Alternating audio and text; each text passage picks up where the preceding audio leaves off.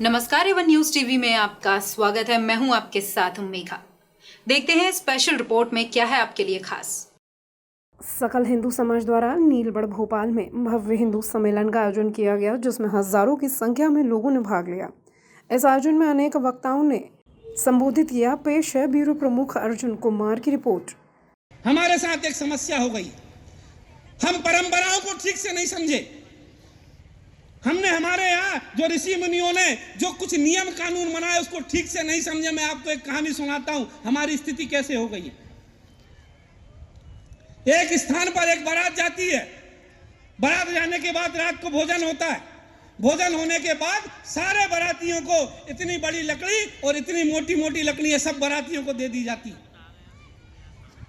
सारे लोग वो बाराती उस लकड़ी को रखते हैं। अब कोई अपने बैग में रख लेता, कोई अपने झोले में रख लेता, कोई सूटकेस में रखता है। एक जिज्ञासु टाइप का व्यक्ति था, उन्होंने कहा ये लकड़ी क्यों दी जाएगी भाई बारात के बाद, ये भोजन करने के बाद लकड़ी की आवश्यकता क्या है।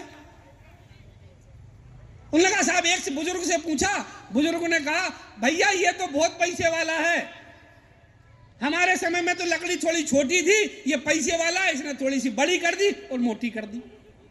पूछते पूछते जब अंतिम निष्कर्ष पर निकला तो रात में भोजन करने के बाद दांत खोदने की जो लकड़ी थी वो दी जाती थी कि ले भाई भोजन करने के बाद दांत में कुछ फंस गया हो तो निकाल लो।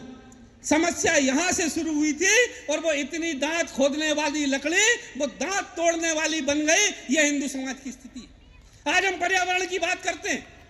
अरे जिस समाज में, जिस संस्कृति में छोटे से बच्चे को भी कुआं पूजन की व्यवस्था है कि मेरे गांव का जल स्रोत वो कुआं है, उसको देख ले, उसको पूज ले, ये बचा रहेगा तो पूरा गांव को जल मिलता रहेगा। जिस संस्कृति में कुआं पूजन की व्यवस्था हो, जो हमारे गांव की नदी हो, जो इस गांव को, शहर को जो जल पर्याप्त व्यवस्था में दिलवाती थी, चाहे वो गंगा हो, गोदावरी हो, कृष्णा हो, कावेरी हो, यमुना हो, सबको हमने मां मान लिया। वो स्थान पर जल समस्या पैदा हो गई। क्यों? क्योंकि हमने व्यक्तिगत पुण्य के लिए उसमें कचरा डालना चालू कर दिया।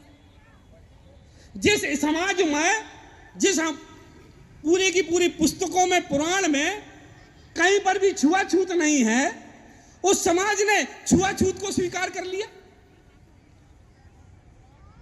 तो जो मैंने पहले कहा वो दांत खोदने वाली लकड़ी, दांत तोड़ने वाली लकड़ी कब बन गई, ये हिंदू समाज को सोचना पड़ा। वो समाज वंदे मातरम बोलने के लिए तैयार नहीं है, वो वंदे मातरम करने के लिए तैयार होगा।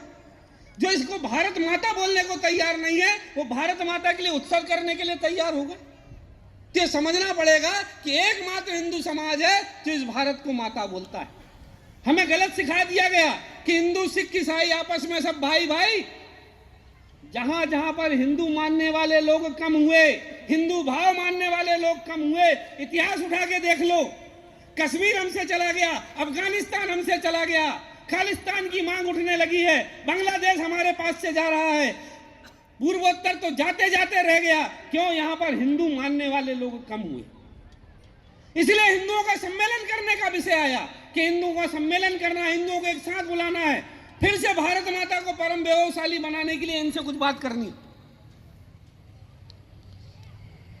इनसे बात करनी है तो करनी क्या है कि हिंदू इकट्ठा होगा तो भारत नहीं, विश्व में शांति आएगी। जैसे हमारे आचार्य जी ने कहा कि विश्व के अंदर शांति लाना है तो कौन ला सकता है?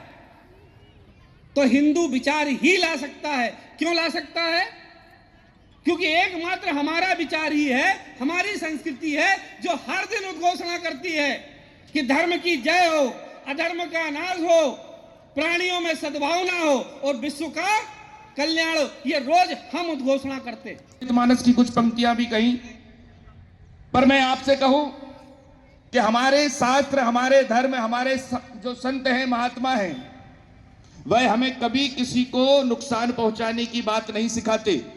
हमारा वेद कहता है, हमारा धर्म कहता है अहिंसा परमो धर्म। हम हिंसा में बिल्कुल भी विश्वास नहीं रखते। परंतु आपने आधा ही श्लोक सुना हुआ।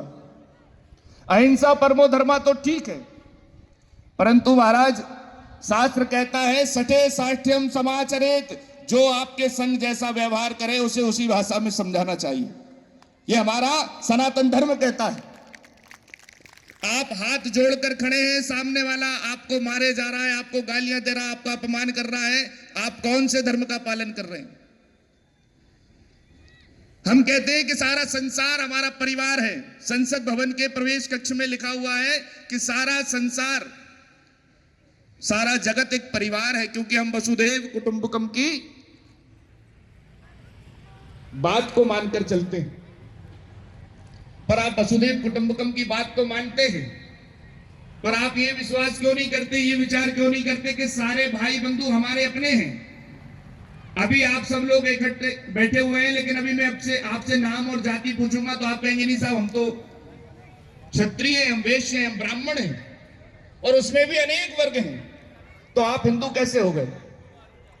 आपकी बात तो एक ही होनी चाहिए कि भैया जाति मेरे जन्म से जुड़ी हुई है, परंतु मैं सनातन संस्कृति में पैदा हुआ हूं और मैं एक हिंदू हूं।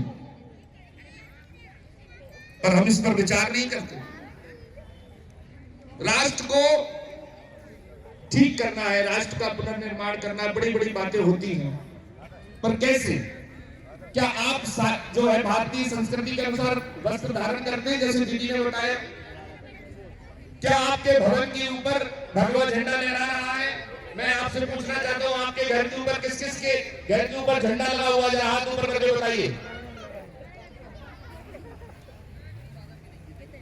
बड़ी खुशी हुई, परंतु जिनके घर में नहीं है, क्या वो 10 रुपए का एक झंडा नहीं ले सकते? स्पेशल रिपोर्ट में फिलहाल इतना ही। खबरों के लिए आप देखते रहिए वन न्यूज टीवी। नमस्कार।